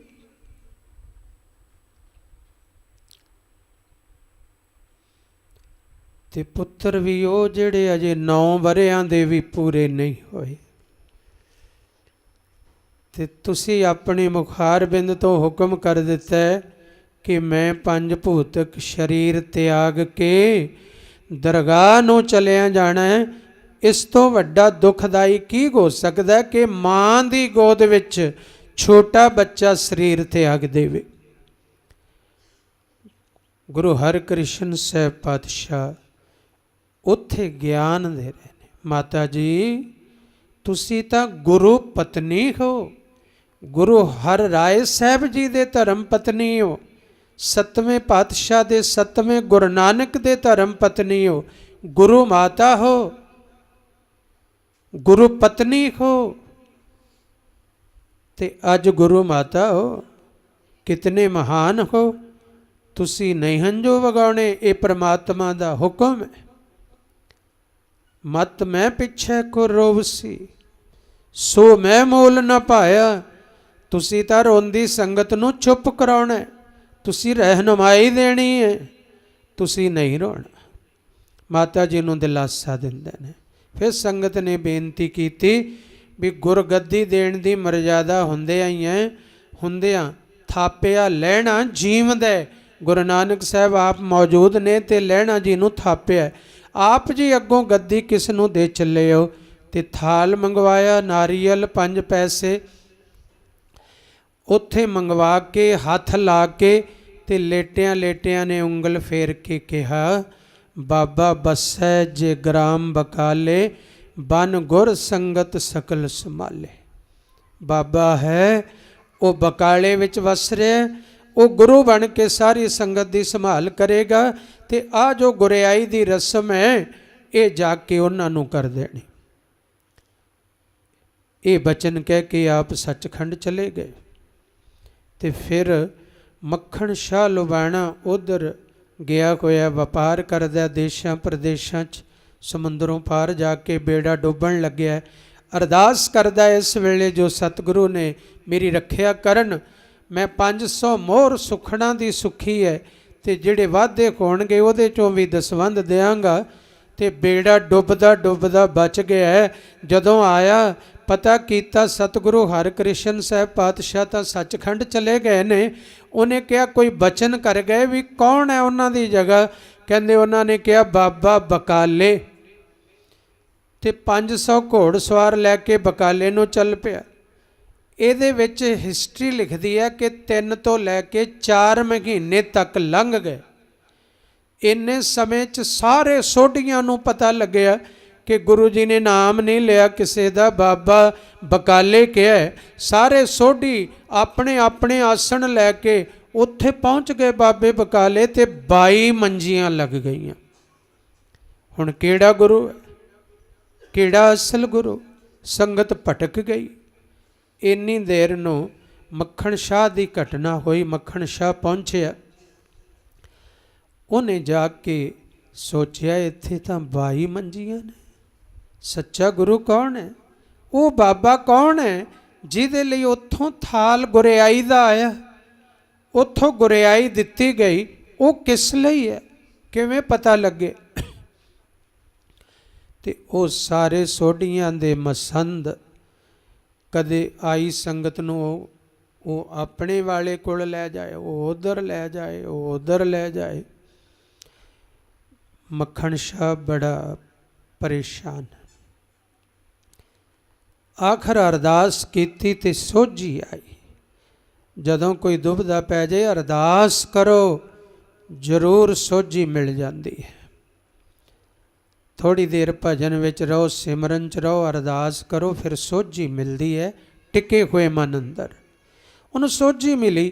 ਉਹਨੇ ਕਿਹਾ ਚੱਲ 2-2 ਮੋਹਰਾਂ ਹਰ ਇੱਕ ਦੇ ਅੱਗੇ ਰੱਖਦਾ ਹਾਂ, ਕਿਉਂਕਿ 500 ਮੋਹਰ ਤਾਂ ਮੈਂ ਸੁਖਣਾ ਦੀ ਸੁਖੀ ਹੈ ਨਾ, ਮੇਰਾ ਜਹਾਜ਼ ਡੁੱਬਦਾ ਬਚੇ। ਮੇਰਾ ਜਹਾਜ਼ ਬਚਾਇਆ ਗੁਰੂ ਨੇ, ਤੇ 500 ਮੋਹਰ ਸੁਖੀ ਹੈ, ਤੇ 2-2 ਮੋਹਰਾਂ ਹਰ ਇੱਕ ਗੁਰੂ ਦੇ ਅੱਗੇ ਰੱਖ ਕੇ ਮੱਥਾ ਟੇਕਾਂਗਾ। ਜਿਹੜਾ ਸੱਚਾ ਗੁਰੂ ਹੋਇਆ ਉਹਨੇ ਆਪੇ ਮੰਗ ਲੈਣੀਆਂ ਨੇ ਵੀ ਮੇਰੀਆਂ 500 ਮੋਹਰਾਂ ਜਿਹੜੀਆਂ ਸੁਖਣਾ ਸੁਖੀਆਂ ਸੀ। ਐਵੇਂ ਕੀਤਾ।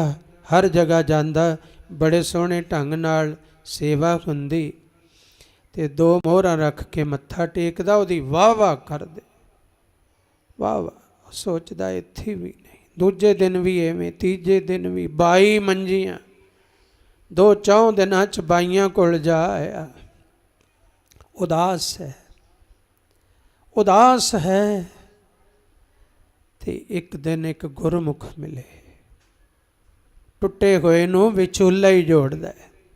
ਇੱਕ ਗੁਰਮੁਖ ਪਿਆਰੇ ਮਿਲੇ ਨੇ ਜੋ ਬ੍ਰਹਮ ਪੁਰਸ਼ ਨੇ, ਜਿਨ੍ਹਾਂ ਨੂੰ ਪਤਾ ਹੈ ਗੁਰੂ ਕਿੱਥੇ ਹੈ ਤੇ ਗੁਰੂ ਕੌਣ ਹੈ। ਉਹ ਚੁੱਪ ਨੇ, ਪਰ ਜਾ ਕੇ ਮੋਢੇ ਤੇ ਹੱਥ ਰੱਖਿਆ ਮੱਖਣ ਸ਼ਾਹ ਦੇ, ਕਿਉਂਕਿ ਬਾਹਰ ਆ ਕੇ ਤੰਬੂ ਲਗਾ ਲਏ। 500 ਘੋੜ ਸਵਾਰ, ਘੋੜੇ ਵੱਜੇ ਨੇ, ਲੰਗਰ ਚੱਲ ਰਹੇ ਨੇ, ਰਾਜਿਆਂ ਵਾਂਗੂ ਰਹਿੰਦਾ ਸੀ। ਉਦਾਸ ਖੇਤਾਂ ਨੂੰ ਤੁਰਿਆ ਜਾ ਰਿਹਾ, ਤੇ ਗੁਰਮੁਖਾਂ ਨੇ ਮੋਢੇ ਤੇ ਹੱਥ ਰੱਖਿਆ। ਕਹਿੰਦੇ ਮੱਖਣ ਸ਼ਾਹ ਕੀ ਗੱਲ? ਉਹ ਕਹਿੰਦਾ ਨਿਰਾਸ਼। ਗੁਰੂ ਨੇ ਮੇਰਾ ਡੁੱਬਦਾ ਜਹਾਜ਼ ਤਾਂ ਬਚਾਇਆ, ਪਰ ਅੱਜ ਸਾਰੀ ਸੰਗਤ ਦਾ ਜਹਾਜ਼ ਡੁੱਬ ਰਿਹਾ, ਸ਼ਰਧਾ ਦਾ, ਭਾਵਨਾ ਦਾ ਦੁਬਿਧਾ 'ਚ ਪੈ ਗਈ। ਦੁਬਿਧਾ ਦੀਆਂ ਲਹਿਰਾਂ ਸਭ ਨੂੰ ਡੁੱਬ ਰਹੀਆਂ ਨੇ। ਉੱਥੇ ਤਾਂ ਮੈਂ ਇਕੱਲਾ ਹੀ ਡੁੱਬ ਰਿਹਾ ਸੀ ਸਾਗਰ 'ਚ, ਇੱਥੇ ਸਾਰੇ ਹੀ ਡੁੱਬ ਰਹੇ ਨੇ। ਆਪੋ ਧਾਪੀ ਦੇ ਸਾਗਰ ਵਿੱਚ, ਆਪੋ ਧਾਪੇ ਦੀਆਂ ਲਹਿਰਾਂ ਵਿੱਚ, ਸਾਰੇ ਦੁਬਿਧਾ ਦੀਆਂ ਲਹਿਰਾਂ ਵਿੱਚ ਡੁੱਬ ਰਹੇ ਨੇ। ਮੈਂ ਇਕੱਲਾ ਨਹੀਂ, ਸਾਰੀ ਸਿੱਖੀ ਡੁੱਬ ਰਹੀ ਹੈ। ਕੀ ਕਰਾਂ, ਕਿਵੇਂ ਹੋਵੇ? ਸੱਚਾ ਗੁਰੂ ਕੌਣ ਹੈ? ਉਹਨੇ ਕਿਹਾ ਤੂੰ ਪਰਖ ਕੀਤੀ? ਕਹਿੰਦਾ ਹਾਂ, 2-2 ਮੋਹਰਾਂ ਸਭ ਅੱਗੇ ਰੱਖੀਆਂ। ਕਿਸੇ ਨੇ ਆਪਣੀ ਭੇਟਾ, ਆਪਣੀ ਸੁਖਣਾ ਮੰਗ ਕੇ ਨਹੀਂ ਲਈ, ਕਿਉਂਕਿ ਮੈਂ ਤਾਂ ਅਰਦਾਸ ਕੀਤੀ ਸੀ ਪਾਤਸ਼ਾਹ ਜੇ ਮੇਰਾ ਬੇੜਾ ਡੁੱਬਦਾ ਕੱਢਿਆ ਹੈ ਨਾ, ਤੇ ਹੁਣ ਆਹ ਬੇੜਾ ਸਾਰੀ ਸੰਗਤ ਦਾ ਡੁੱਬਿਆ ਹੋਇਆ, ਫਸਿਆ ਹੋਇਆ। ਇਹ ਬਰੇਤੀ ਵਿੱਚ ਫਸ ਗਿਆ, ਆਪੋ ਧਾਪੀ ਦੀ ਬਰੇਤੀ ਵਿੱਚ ਫਸ ਗਿਆ, ਹੰਕਾਰ ਦੀ ਬਰੇਤੀ ਵਿੱਚ ਫਸ ਗਿਆ। ਇਹ ਬਰੇਤੀ ਵਿੱਚੋਂ ਬੇੜਾ ਕੱਢ ਦਿਓ ਸੰਗਤਾਂ ਦਾ। ਤੇ ਮੇਰਾ ਵੀ ਗਰੀਬ ਨਵਾਜ ਆਪ ਨੇ ਮਿਹਰ ਕੀਤੀ, ਜਹਾਜ਼ ਬੰਨੇ ਲਾਇਆ, ਤੇ ਹੁਣ ਸਿੱਖੀ ਵਾਲਾ ਜਹਾਜ਼ ਵੀ ਬੰਨੇ ਆਪ ਨਹੀਂ ਲਾਉਣਾ ਹੈ। ਲੱਭਣਾ ਮੈਂ ਨਹੀਂ, ਤੁਸੀਂ ਹੀ ਲੱਭ ਪਾਓ ਆਪੇ। ਮੈਨੂੰ ਲੱਭ ਲਓ, ਮੈਂ ਗਵਾਚ ਗਿਆ ਆ ਕੇ ਇੱਥੇ ਢੋਂਗੀ ਗੁਰਾਂ ਵਿੱਚ, ਢੋਂਗੀ ਗੁਰੂਆਂ ਵਿੱਚ, ਪਖੰਡੀ ਗੁਰੂਆਂ ਵਿੱਚ, ਇਹ ਦੰਭੀ ਗੁਰੂਆਂ ਵਿੱਚ ਮੈਂ ਗਵਾਚ ਗਿਆ ਪਾਤਸ਼ਾਹ, ਮੈਨੂੰ ਲੱਭ ਲਓ। ਇਹ ਅਰਦਾਸ ਕੀਤੀ ਸੀ। ਕਹਿੰਦੇ ਅੱਛਾ।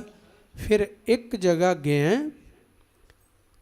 ਜਿਹਨੂੰ ਤੇਗ ਬਹਾਦਰ ਕਹਿੰਦੇ ਨੇ, ਕਿਉਂਕਿ ਉਦੋਂ ਤਾਂ ਗੁਰੂ ਨਹੀਂ ਸਨ। ਉਹ ਕਹਿੰਦੇ ਉਹ ਕੌਣ? ਕਹਿੰਦੇ ਉਹੀ ਤਾਂ, ਕਹਿੰਦੇ ਬਚਨ ਜੋ ਗੁਰੂ ਹਰਕ੍ਰਿਸ਼ਨ ਸਾਹਿਬ ਦਾ ਹੋਇਆ ਸੀ, ਬਾਬਾ ਬਸੈ ਜੇ ਗ੍ਰਾਮ ਬਕਾਲੇ। ਬਾਬਾ ਤੋਂ ਰਿਸ਼ਤੇ ਚੋਂ ਬਾਬੇ ਗੁਰੂ ਤੇਗ ਬਹਾਦਰ ਜੀ ਹਨ। ਬਾਬੇ, ਬਾਬਾ ਆਪਾਂ ਕਹਿੰਦੇ ਹਾਂ ਦਾਦੇ ਨੂੰ। ਇੱਥੇ ਉਸ ਗੁਰਮੁਖ ਨੇ ਸਮਝਾਇਆ ਦਾਦਾ ਕੋਈ ਨਹੀਂ ਗੁਰੂ ਹਰਕ੍ਰਿਸ਼ਨ ਸਾਹਿਬ ਦਾ ਬਾਈਆਂ ਵਿੱਚੋਂ, ਦਾਦਾ ਕੇਵਲ ਗੁਰੂ ਤੇਗ ਬਹਾਦਰ ਜੀ ਨੇ। ਕਿਉਂਕਿ ਉਹਨਾਂ ਦੇ ਜੋ ਪਿਤਾ ਜੀ ਗੁਰੂ ਹਰਰਾਏ ਸਾਹਿਬ ਅਤੇ ਦਾਦਾ ਜੀ ਬਾਬਾ ਗੁਰਦਿੱਤਾ ਜੀ, ਤੋ ਬਾਬਾ ਗੁਰਦਿੱਤਾ ਜੀ ਦੇ ਛੋਟੇ ਭਰਾ ਨੇ ਗੁਰੂ ਤੇਗ ਬਹਾਦਰ ਜੀ। ਤੋ ਇਹ ਬਾਬੇ ਨੇ, ਇਹ ਬਾਬੇ ਨੇ। ਕਹਿੰਦੇ ਹੈ ਹੀ ਬਾਬਾ ਇਹ, ਦੂਜੇ ਬਾਬੇ ਹੀ ਕੋਈ ਨਹੀਂ। ਸੋਢੀ ਨੇ ਅੰਗਲੀ ਸੰਗਲੀ ਰਿਸ਼ਤੇਦਾਰੀ ਹੈ, ਪਰ ਬਾਬੇ ਤਾਂ ਇਹ ਨੇ, ਪਰ ਹੈ ਵੀ ਭਗਤੀ ਵਿੱਚ, ਹੈ ਵੀ ਭਗਤੀ, ਨਾਮ ਨਾਲ ਜੁੜੇ। ਕਿਧਰੇ ਬਹੁਤ ਜ਼ਰੂਰਤ ਹੋਵੇ ਤੇ ਨਿਕਲਦੇ ਨੇ, ਜਾਂਦੇ ਨੇ, ਜਾ ਕੇ ਆ ਜਾਂਦੇ ਨੇ। ਪਿੰਡ ਵਿੱਚ ਬਕਾਲੇ ਵਿੱਚ ਕਿਸੇ ਨੇ ਨਹੀਂ ਤੱਕਿਆ ਉਹਨਾਂ ਨੂੰ, ਉਹ ਭੋਰੇ ਵਿੱਚ ਹੀ ਬੈਠੇ ਨੇ, ਬੰਦਗੀ 'ਚ ਬੈਠੇ ਨੇ। ਮਿਟਾ ਦੇ ਆਪਣੀ ਹਸਤੀ ਕੋ ਗਰ ਕਿਛ ਮਰਤਬਾ ਚਾਹੇ। ਮਿਟਾ ਦੇ ਕਹਿੰਦੇ ਆਪਣੀ ਹਸਤੀ ਨੂੰ, ਕੋਈ ਮਰਤਬਾ ਚਾਹੁੰਦਾ ਕਿ ਦਾਨਾ ਖਾਕ ਮੇਂ ਮਿਲ ਕਰ ਗੁਲੇ ਗੁਲਜ਼ਾਰ ਹੋਤਾ ਹੈ। ਜਿਹੜਾ ਦਾਣਾ ਹੈ ਨਾ ਉਹ ਖਾਕ ਵਿੱਚ ਹੀ ਮਿਲਦਾ ਹੈ, ਆਪਣੀ ਹਸਤੀ ਨੂੰ ਮਿਟਾਉਂਦਾ ਹੈ ਤੇ ਗੁਲੇ ਗੁਲਜ਼ਾਰ ਹੋਤਾ ਹੈ। ਹਰਿਆਵਲ ਹੁੰਦੀ ਹੈ, ਫੁੱਲ ਲੱਗਦੇ ਨੇ, ਫਲ ਲੱਗਦੇ ਨੇ, ਸੁਗੰਧੀਆਂ ਆਉਂਦੀਆਂ ਨੇ। ਬੀਜ ਧਰਤੀ ਵਿੱਚ ਆਪਣਾ ਆਪਾ ਖੋਂਦਾ ਹੈ। ਇਵੇਂ ਕਹਿੰਦੇ ਮਿਟਾ ਦੇ। ਜਿਵੇਂ ਧੰਨ ਬਾਬਾ ਆਨੰਦ ਸਿੰਘ ਜੀ ਮਹਾਰਾਜ ਜਿੱਥੇ ਜਾਂਦੇ ਨੇ, ਭੋਰਾ ਖੁਦਵਾ ਕੇ ਬਾਹਰ ਉਹਦੇ ਵਿੱਚ ਹੀ ਬੈਠਦੇ, ਦੂਰ ਪਿੰਡ ਤੋਂ ਸ਼ਹਿਰ ਤੋਂ। ਮਿਟਾ ਦੇ ਆਪਣੀ ਹਸਤੀ ਕੋ, ਨਾਮ ਨਾਲ ਜੁੜੇ ਨੇ, ਉਹ ਮਿਟੇ ਹੋਏ ਨੇ। ਕਦੇ ਬਕਾਲੇ ਵਿੱਚ ਕਿਸੇ ਨੇ ਉਹਨਾਂ ਨੂੰ ਗੱਲ ਕਰਦਿਆਂ ਨਹੀਂ ਵੇਖਿਆ, ਆਪਣੇ ਘਰ ਵਿੱਚ ਰਹਿੰਦੇ ਨੇ। ਮਾਤਾ ਗੁਜਰੀ ਜੀ ਸੇਵਾ ਕਰਦੇ ਨੇ, ਮਾਤਾ ਨਾਨਕੀ ਜੀ ਦੇਖ ਰੇਖ ਕਰਦੇ ਨੇ। ਤੇ ਕਹਿੰਦੇ ਚਲੋ ਆਪਾਂ ਉੱਥੇ ਵੀ ਚੱਲਣੇ। ਕਹਿੰਦੇ ਹਾਂ ਉੱਥੇ ਚਲੋ। ਉੱਥੇ ਚਲੇ ਗਏ। ਅੰਦਰ ਜਾ, 2 ਮੋਹਰਾਂ ਰੱਖੀਆਂ, ਸਮਾਧੀ ਵਿੱਚ ਬੈਠੇ ਨੇ, ਨਾਮ ਨਾਲ ਜੁੜੇ। ਇਹ ਹੁਣ ਵਡਿਆਈਆਂ ਜੋ ਪਹੁੰਚ ਰਹੀਆਂ ਨੇ, ਇਹ ਕਿਹਦੀਆਂ ਨੇ? ਨਾਮੈ ਕੀ, ਕਹਿ ਦਿਓ ਨਾਮੈ ਕੀ ਵਡਿਆਈ। ਹੁਣ 2 ਮੋਹਰਾਂ ਰੱਖੀਆਂ, ਮੱਥਾ ਟੇਕਿਆ, ਬੈਠ ਗਏ। ਉਹ ਗੁਰਮੁਖ ਬ੍ਰਹਮ ਪੁਰਸ਼ ਵੀ ਨਾਲ ਬੈਠੇ ਨੇ, ਬਜ਼ੁਰਗ ਕਮਾਈ ਵਾਲੇ। ਮੱਖਣ ਸ਼ਾਹ ਬੈਠ ਗਿਆ, 2 ਮੋਹਰਾਂ, ਨੇਤਰ ਖੁੱਲੇ। ਖੋਲ ਕੇ ਨੇਤਰ ਕਹਿੰਦੇ ਮੱਖਣ ਸ਼ਾਹ, ਜਦੋਂ ਤੇਰਾ ਬੇੜਾ ਡੁੱਬ ਰਿਹਾ ਸੀ, ਸਮੁੰਦਰ ਦੇ ਵਿੱਚ ਲਹਿਰਾਂ 'ਚ ਫਸਿਆ, ਬਰੇਤੀਆਂ 'ਚ ਫਸਿਆ ਸੀ, ਡੁੱਬ ਰਿਹਾ ਸੀ ਬੇੜਾ, ਉਦੋਂ ਔਖੇ ਸਮੇਂ ਤਾਂ 500 ਮੋਹਰ ਸੁੱਖੀ ਸੀ, ਤੇ ਹੁਣ 2 ਮੋਹਰਾਂ ਦੇ ਕੇ ਖਹਿੜਾ ਛਡਾਉਣਾ।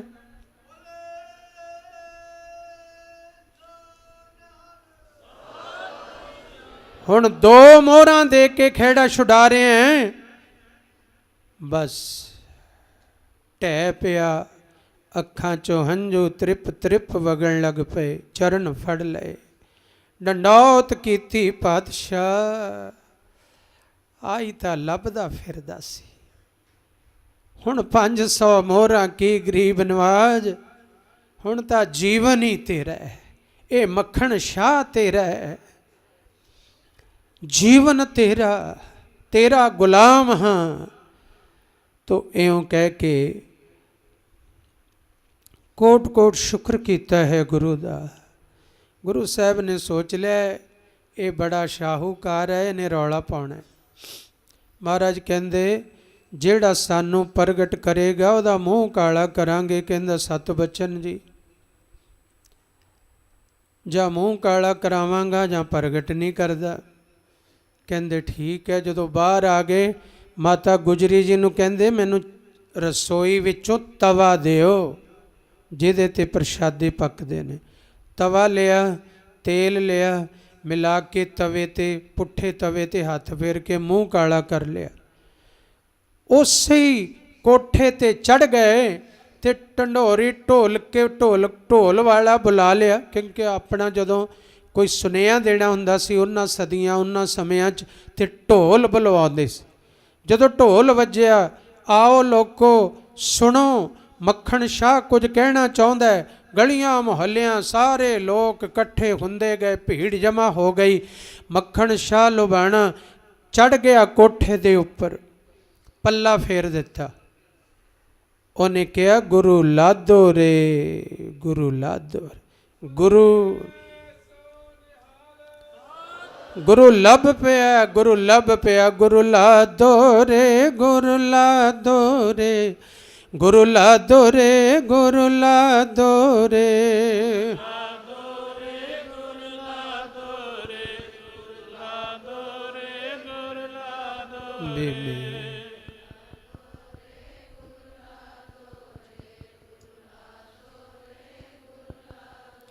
ਬਈ ਲੱਭ ਪਿਆ ਗੁਰੂ, ਲੱਭ ਪਿਆ ਗੁਰੂ, ਲੱਭ ਪਿਆ ਗੁਰੂ। ਸੰਗਤਾਂ ਦੀ ਸਭ ਜੋ ਦੁਬਿਧਾ ਸੀ ਖਤਮ ਹੋ ਗਈ। ਅੱਜ ਸਤਿਗੁਰੂ ਪੂਰੇ ਦਾ ਮਿਲਾਪ ਹੋ ਗਿਆ। ਤੇ ਉਧਰੋਂ ਜਿਹੜੇ ਥਾਲ ਆਏ ਹੋਏ ਸੀ ਗੁਰਿਆਈ ਦੇ ਉਹ ਵੀ ਪਹੁੰਚ ਗਏ। ਉਹ ਵੀ ਸੰਗਤਾਂ ਪਹੁੰਚੀਆਂ ਹੋਈਆਂ ਸਨ, ਉਹ ਵੀ ਗੁਪਤ ਰੂਪ ਵਿੱਚ ਠਹਿਰੇ ਹੋਏ ਸਨ। ਵੀ ਕੋਈ ਨਿਸਤਾਰਾ ਹੋਵੇ ਤਾਂ ਉਸੇ ਨੂੰ ਗੁਰਗੱਦੀ ਦੀ ਤਿਲਕ ਦਈਏ ਜੋ 8ਵੇਂ ਪਾਤਸ਼ਾਹ ਨੇ ਭੇਜਿਆ ਸੀ, ਜੋ ਪ੍ਰਗਟ ਹੋਵੇ। ਇਹ ਤਾਂ ਵੱਡੀ ਮੱਖਣ ਸ਼ਾਹ ਲੁਬਾਣਾ ਨੇ ਕੁਰਬਾਨੀ ਕੀਤੀ ਹੈ। ਫਿਰ ਉਹਨਾਂ ਗੁਰਮੁਖਾਂ ਨੇ ਲਿਆ ਕੇ ਗੁਰੂ ਤੇਗ ਬਹਾਦਰ ਸਾਹਿਬ ਪਾਤਸ਼ਾਹ ਨੂੰ ਗੁਰਿਆਈ ਦਾ ਤਿਲਕ ਲਗਾਇਆ। ਸੰਗਤਾਂ ਨੇ ਖੁਸ਼ੀਆਂ ਕੀਤੀਆਂ, ਲੰਗਰ ਕੀਤੇ, ਵੱਡੇ ਵੱਡੇ ਦੀਵਾਨ ਸਜੇ, ਇਹ ਸਭ ਹੋਇਆ। ਤੋ ਇਹ ਸਤਿਗੁਰੂ ਅੱਜ ਜੋ ਹੁਕਮਨਾਮਾ ਆਇਆ ਹੈ ਉਹਦੇ ਵਿੱਚ ਥੁੱਕ ਆਈ ਕਿ ਨਾਮੈ ਕੀ ਵਡਿਆਈ। ਇਹ ਸਾਰੀ ਵਡਿਆਈ ਨਾਮ ਦੀ ਹੈ। ਜਿਹੜੇ ਨਾਮ ਨਾਲ ਜੁੜ ਗਏ, ਜਿਹੜੇ ਨਾਮ ਨਾਲ ਜੁੜੇ ਨੇ ਉਹ ਸਤਿਗੁਰ ਨੇ। ਉਹ ਸਤ ਵਿੱਚ ਪਹੁੰਚ ਗਏ, ਉਹ ਸਤ ਦੀ ਸਤਤਾ ਵਿੱਚ ਉਹਨਾਂ ਦੀ ਸੁਰਤ ਪਹੁੰਚ ਗਈ। ਸਤਿਪੁਰਖ ਜਿਨ ਜਾਣਿਆ ਸਤਿਗੁਰ ਤਿਸ ਕਾ ਨਾਉ, ਤਿਸ ਕੇ ਸੰਗ ਸਿਖ ਉਧਰੈ ਨਾਨਕ ਹਰਿ ਗੁਣ ਗਾਓ। ਤੋ ਨਾਮੇ ਕੀ ਵਡਿਆਈ ਤਿਸ ਕੀਮਤ ਕਹਿਨ ਨ ਜਾਈ। ਉਸ ਨਾਮ ਦੀ ਕੀਮਤ ਫਿਰ ਕੋਈ ਕਹਿ ਨਹੀਂ ਸਕਦਾ। ਸੰਤ ਹਰ ਹਰ ਹਰ ਆਰਾਧੋ। ਇਹ ਸਾਧਕ ਜਨੋ, ਇਹ ਸੰਤ ਜਨੋ ਹਰ ਹਰ ਹਰ ਆਰਾਧੋ। ਮਨ ਕਰਕੇ, ਬਚਨ ਕਰਕੇ, ਕਰਮ ਕਰਕੇ ਹਰ ਹਰ ਹਰ। 3 ਕਾਲ ਬੀਤੇ 'ਚ ਵੀ ਹੁਣ ਵੀ ਅਗਾਂਹ ਵੀ ਆਰਾਧਨਾ ਕਰੋ। ਮਨ ਸਰੀਰ ਕਰਕੇ, ਮਨ ਕਰਕੇ, ਆਤਮਾ ਕਰਕੇ ਵੀ ਆਰਾਧਨ ਦਾ ਸਾਧਨ ਅਪਣਾ ਲਓ। ਹਰ ਹਰ ਹਰ ਆਰਾਧਨਾ ਕਰੋ। ਹਰ ਆਰਾਧ ਸਭ ਕਿਛ ਪਾਈਐ, ਕਾਰਜ ਸਗਲੇ ਸਾਧੋ ਰਹਾਓ। ਕਿਉਂਕਿ ਹਰੀ ਨੂੰ ਆਰਾਧਨ ਕਰਕੇ ਹੀ ਸਾਰਾ ਕੁਛ ਪ੍ਰਾਪਤ ਹੁੰਦਾ ਹੈ। ਦੀਨ ਦੁਨੀ ਦੇ ਪਦਾਰਥ, ਦਾਤਾਂ, ਬਰਕਤਾਂ ਪ੍ਰਾਪਤ ਹੁੰਦੀਆਂ ਨੇ। ਇਸ ਲਈ ਤੁਸੀਂ ਵੀ ਆਰਾਧ ਕੇ ਆਪਣੇ ਕਾਰਜ ਸਾਧ ਲਵੋ। ਜਿਵੇਂ ਗੁਰੂ ਤੇਗ ਬਹਾਦਰ ਸਾਹਿਬ ਪਾਤਸ਼ਾਹ ਨਾਮ ਵਿੱਚ ਰੰਗੀ ਹੋਈ ਰੂਹ ਜੁੜ ਬੈਠੇ ਨੇ ਭੋਰਿਆਂ ਦੇ ਵਿੱਚ, ਤੇ ਗੁਰਿਆਈ ਉੱਥੇ ਹੀ ਚੱਲ ਕੇ ਆ ਗਈ ਹੈ। ਇਉਂ ਨਾਮੇ ਕੀ ਵਡਿਆਈ ਜੋ ਪਰਸੋਂ ਬੀਤਿਆ ਹੈ। ਅੱਜ 19 ਤਰੀਕ ਹੈ। 17 ਤਰੀਕ ਨੂੰ ਸਾਹਿਬ ਸ੍ਰੀ ਗੁਰੂ ਹਰਕ੍ਰਿਸ਼ਨ ਸਾਹਿਬ ਜੀ ਦਾ ਜੋਤੀ ਜੋਤ ਸਮਾਉਣ ਦਿਨ ਵੀ ਸੀ, ਔਰ ਸਾਹਿਬ ਸ੍ਰੀ ਗੁਰੂ ਤੇਗ ਬਹਾਦਰ ਸਾਹਿਬ ਪਾਤਸ਼ਾਹ ਜੀ ਦਾ ਗੁਰਿਆਈ ਦਿਵਸ ਵੀ ਸੀ। ਇਸ ਲਈ ਦਾਸ ਨੇ ਅੱਜ ਉਸ ਇਤਿਹਾਸ ਨੂੰ ਥੋੜ੍ਹੇ ਜਿਹੇ ਸ਼ਬਦਾਂ ਵਿੱਚ ਕਹਿਣ ਦੀ ਕੋਸ਼ਿਸ਼ ਕੀਤੀ ਹੈ। ਤੋ ਮਹਾਰਾਜ ਕਹਿੰਦੇ ਨੇ, ਹਰੀ ਦਾ ਆਰਾਧਨ ਕਰੋ ਸਾਧਕ ਜਨੋ, ਕਿਉਂਕਿ ਆਰਾਧਨ ਕਰਕੇ ਹੀ ਸਭ ਕੁਝ ਪ੍ਰਾਪਤ ਹੁੰਦਾ ਹੈ। ਤੇ ਤੁਸੀਂ ਵੀ ਆਪਣੇ ਕਾਰਜ ਸਾਧ ਲਵੋ ਰਹਾਓ। ਪ੍ਰੇਮ ਭਗਤ ਪ੍ਰਭ ਲਾਗੇ। ਜਿਹਨੇ ਫਿਰ ਆ ਜਾਓ, ਉੱਥੇ ਦਾਸ ਨੇ ਪਹਿਲਾਂ ਕਿਹਾ ਸੀ ਆਪਣਾ ਗੁਰੂ ਧਿਆਏ ਮੁੱਖ ਹੈ ਗੱਲ ਇਹਦੇ 'ਚ। ਜਿਹੜੇ ਆਪਣੇ ਗੁਰੂ ਨੂੰ ਧਿਆਉਣਾ ਸ਼ੁਰੂ ਕਰ ਦਿੰਦੇ ਨੇ, ਉਹਨਾਂ ਦੇ ਜੀਵਨ 'ਚ ਪ੍ਰੇਮਾ ਭਗਤੀ ਸਾਗਰ ਦੀ ਤਰ੍ਹਾਂ ਉਛਾਲੇ ਮਾਰਦੀ ਹੈ। ਪ੍ਰੇਮਾ ਭਗਤੀ ਆਪਣਾ ਗੁਰੂ ਜਿਹੜੇ ਧਿਆਉਣਾ ਸ਼ੁਰੂ ਕਰ ਦਿੰਦੇ, ਗੁਰੂ ਦੇ ਚਰਨ ਧਿਆਉਣੇ ਸ਼ੁਰੂ ਕਰ ਦਿੰਦੇ ਨੇ, ਗੁਰੂ ਨਾਲ ਅੰਦਰੋਂ ਗੱਲਾਂ ਕਰਨੀਆਂ ਸ਼ੁਰੂ ਕਰ ਦਿੰਦੇ ਨੇ।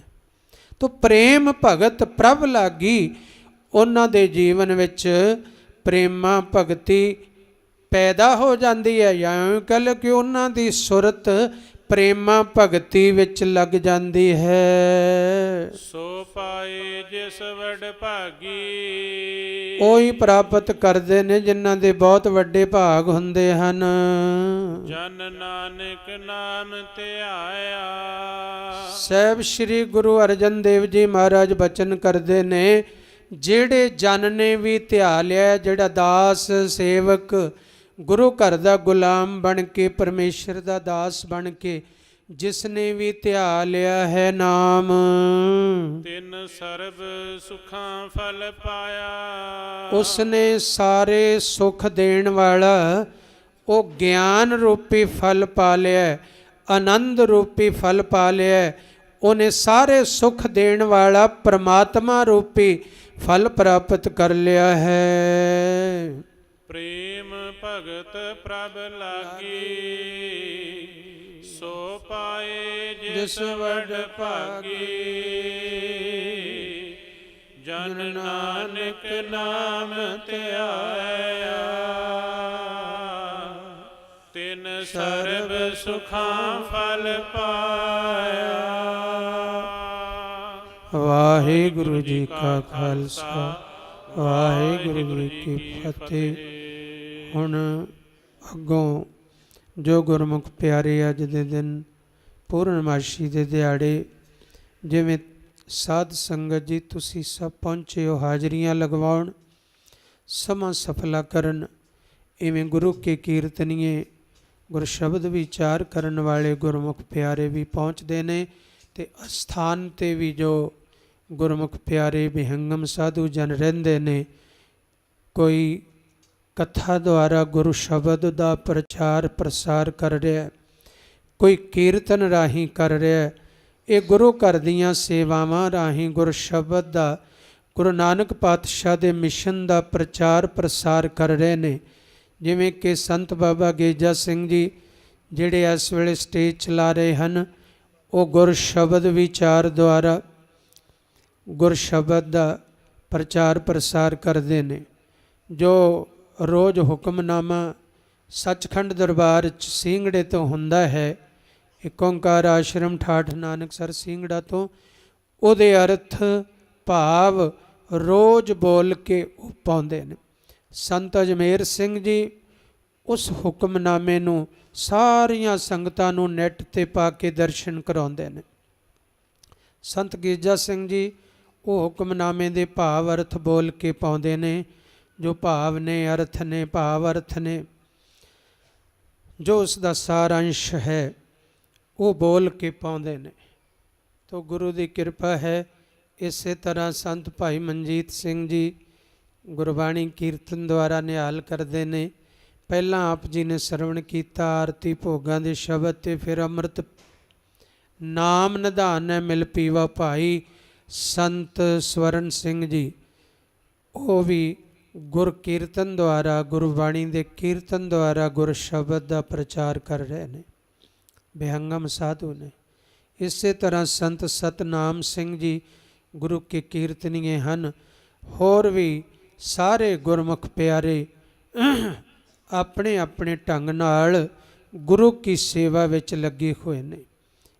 ਤੋਂ ਹੁਣ ਸੰਤ ਗੇਜਾ ਸਿੰਘ ਜੀ ਆਉਣ ਵਾਲੇ ਸਮੇਂ ਦੀ ਸਟੇਜ ਸੰਭਾਲਣਗੇ, ਜਿਵੇਂ ਉਹਨਾਂ ਨੇ ਚਲਾਉਣੀ ਹੈ।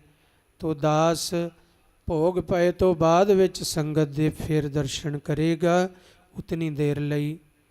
ਵਾਹਿਗੁਰੂ ਜੀ ਕਾ ਖਾਲਸਾ, ਵਾਹਿਗੁਰੂ ਜੀ ਕੀ ਫਤਿਹ।